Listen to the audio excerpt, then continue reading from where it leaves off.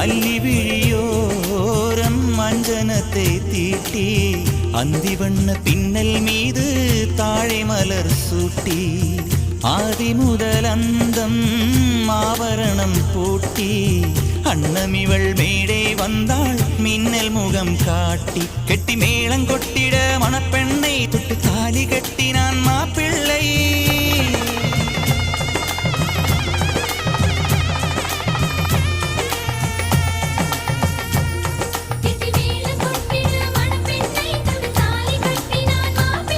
இந்த ஏழை நெஞ்சமும் நீ வாழ என்றும் பூக்கள் தூவும் நீ வாழ நலமா